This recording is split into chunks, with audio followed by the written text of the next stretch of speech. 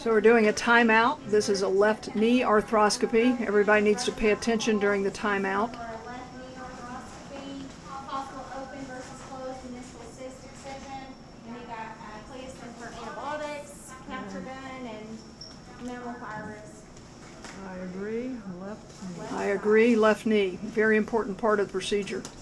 I double glove. This is a left knee in a 45-year-old who has a medial meniscus tear. By clinical exam, he's got catching pain, positive McMurray's test with pain and popping. And he also has a localized cyst medially on his MRI scan, which shows a meniscus tear degenerative complex. PGY3 resident has prepped and draped. It should be on the. And we're palpating the bony landmarks. The knee is at 30 degrees of flexion. So we can get the monitor in.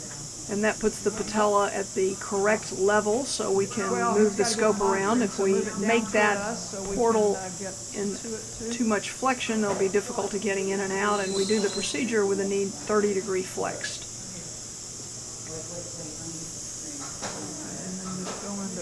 Blunt probe, obturator. Patellar pouch.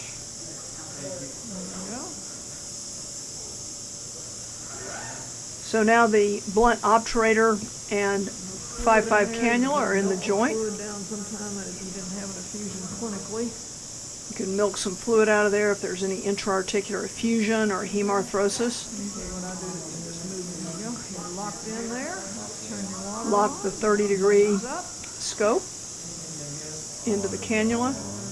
Buttons are up, lateral femoral condyles up. Got to turn the water on to be able to see. So you can see there's no view there, and then you can see the water coming in. We like to have bled that so there are no bubbles. So you can see the position of the leg. He has the leg on his upper thigh, holding the scope with one hand. Really need to manipulate the light cord with one hand as well. Looking at the patella, tracking of the patella, flex and extend the knee. We'll stop to take pictures on occasion.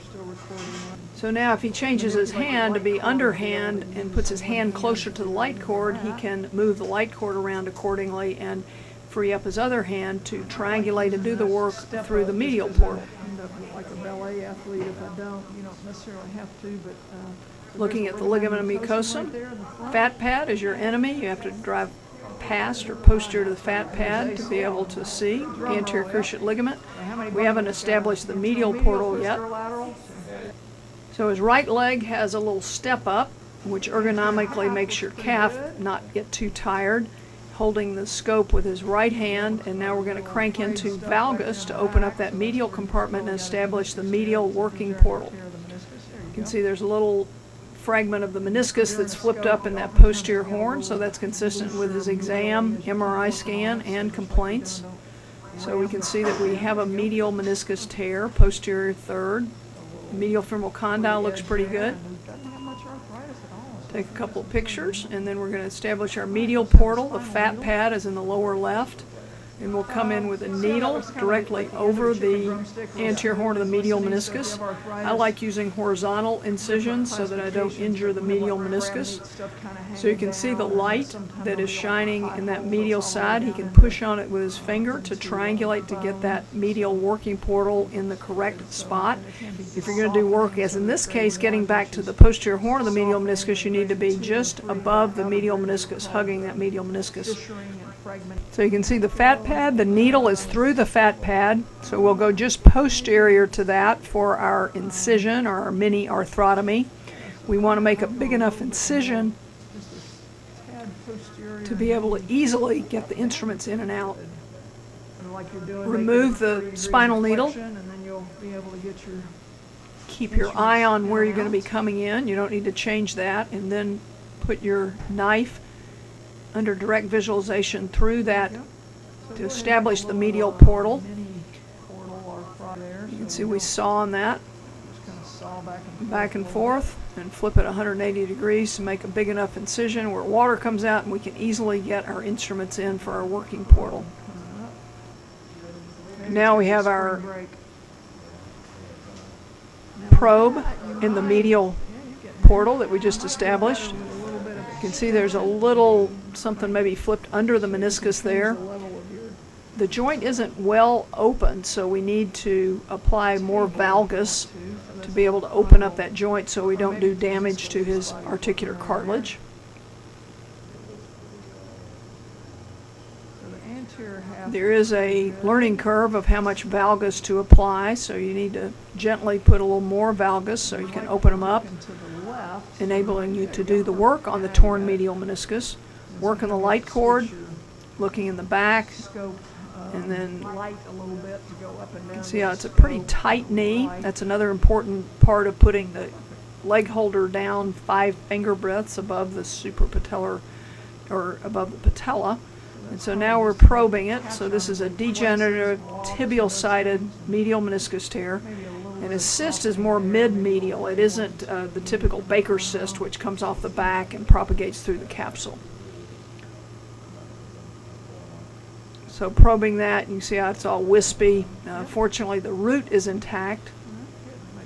So now we have a curved motorized shaver in, 3.5. And this one is a 4.5. They come in several different sizes. Pieces toward you and not As you can see oversized. now, he's in more valgus, applying more valgus, so we have a better opening and better access to that posterior third of the medial meniscus. That makes sense on his, if you look at his The shaver blade is on the torn meniscus, not on the articular cartilage. And in some of these tears that are chronic, using your shaver can better define the tear pattern. Typically it's the tibial side that's the unstable side. So after performing arthroscopic partial medial meniscectomy, we'll probe it over the root attachment. coming up in a minute. Tibial eminence is right in front of us. A little undulation or flounce to that medial How much of meniscus. the meniscus to take, so you want to do like you're doing there, and see how there's a little comb back again. So I have taken the scope now. Resident is observing using the motorized shaver. We try to keep the instruments or the Mayo close enough so we can put the instruments up on the Mayo. Don't want to drop anything on the floor. Now I'm palpating that cyst to see if the cyst got any bigger. If the cyst got bigger, I was contemplating doing an open excision of the cyst. So we'll probe the remainder of the rim of the meniscus, and you can see where there's still an undersurface, unstable, tibial-sided component that we'll need to look at and remove a little bit more on the tibial side. I try to estimate how much of the meniscus I take out. In this case, I took about 30% of it out. Our scope is lateral, working portal medial still. To get to the anterior third, we have to switch the scope medial and come in from the other side. So you can see where there's that tibial-sided, unstable, horizontal split in the meniscus. But looking at the posterior horn, that looks to be intact. So you can take a handheld punch, motorized resector, and complete the partial medial meniscectomy. If you have a lot of fragments, as in this case, you want to put a big cannula in and suction directly on the cannula. The curved shaver will tend to clog if you try to do all this with a shaver, and you want to be as efficient as you can. So put that cannula in there, suction those fragments out, and then this will be more efficient and less likely to clog your curved shaver. So we're pushing on the back of the knee and getting all those fragments of the meniscus out of there. So now we're completing our shaving. We've kind of used this as a dissector to take a little bit more of the tibial side. Again, the root is intact. And we're going to switch our scope to the other side to be able to better enter that mid-third medial meniscus where we need to take a little bit more. There's a back-biting handheld duckbill, and there's a left to the right, and this is the one to the left, so I'm trying to open the joint up enough to be able to basically, in a reverse way, remove part of that medial meniscus. We can also do this by switching our scope, but you can see here where the reverse biter works pretty well as well. So now we're going to put the scope back in the joints through the medial portal. We'll use our cannula and blunt obturator and not put the scope in by just pushing the scope in, because we can ding the tip of the scope. Yeah, there's a technique, I really haven't done it too much, where you can trephinate the MCL and then open it up. So then gently push the obturator through and put the scope in medial, and this will give us a different access view of the medial meniscus that we need to remove a little bit more of the medial meniscus. Got the, So now we'll put the shaver in the lateral portal, and you can see where we can easily access that mid-anterior third of the meniscus where we need to complete the meniscectomy on the tibial side. A little different view of the meniscus tear. I don't know how many ganglions you've excised, but And we're looking to see if there's any swelling where the cyst is, and we just did a needle trephination of that. So I've got a needle in the medial side over where the cyst is, and we're trephinating this. There's a small little capsular rent where the fluid would leak from the meniscus tear out into the ganglion. So we can use a needle to trephinate this ganglion cyst, and we did not do an excision. So now we have the scope still medial. We're going to probe the lateral side. Got the fat pad in your face, and he drives posterior to the fat pad, and you can see the lateral meniscus that has a part that looks ligamentous. So oftentimes by MRI scan there'll be a read of anterior horn lateral meniscus tear, which is usually not the case. And that basically is where the intermeniscus. So at the end of the procedure you want to use the remainder of your water just to suction out the knee. Maybe you have some fragments that are still in there from your meniscal shavings. So just put the sucker directly on that metal cannula, large cannula. So now we will close our portals with a nylon suture, mattress fashion, to reduce any leakage of fluid and blood because you'll get called in the middle of the night. I just use nylon because in the past when I've used Vicryl, sometimes they will spit that and it's hard to tell if there's a superficial infection. So just close your portals with a mattress suture. Make sure your loop up on the top part is far enough apart so it's easy to get the sutures out. This is all preventative medicine, defensive medicine. A couple of weeks and I'll fill out a Close the medial portal. Awesome. In the script, so. Yep. And Spring already has them. has the script.